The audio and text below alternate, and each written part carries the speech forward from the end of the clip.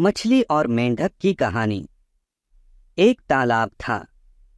उस तालाब में दो बड़ी मछलियां सहस्त्रबुद्धि और सतबुद्धि रहती थीं। उनका एक दोस्त मेंढक था जिसका नाम एक बुद्धि था। वो अक्सर उस तालाब के किनारे बहुत समय बिताया करते थे। एक बार एक शाम तालाब के किनारे जब वे मजे कर रहे थे, तभी उन्होंने मछुआरों को अपनी ओर आते देखा। मछुआरों के पास उनका जाल और टोकरी थी जिनमें मछलियां भरी हुई थी।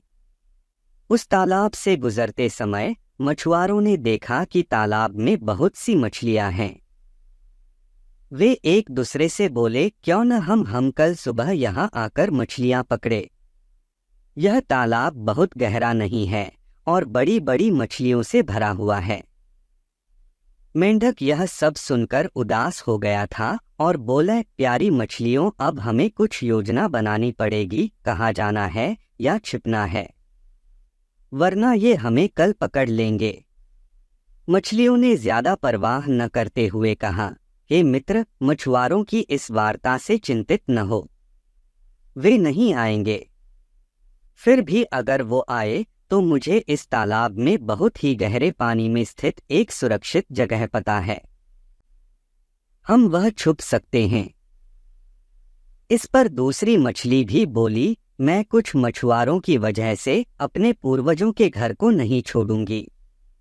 मैं भी गहरे पानी में सुरक्षित स्थान पर अपने आप को और अपने परिवार को भी बचा लूंगी। लेकिन मेंढक को ये बात समझ नहीं आ रही थी।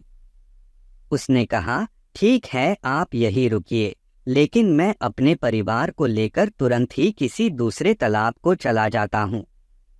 योजना अनुसार अगली सुबह मछुआरे तालाब में आए और जाल डाल कई मछलियों, मेढक और केकड़ों को पकड़ लिया।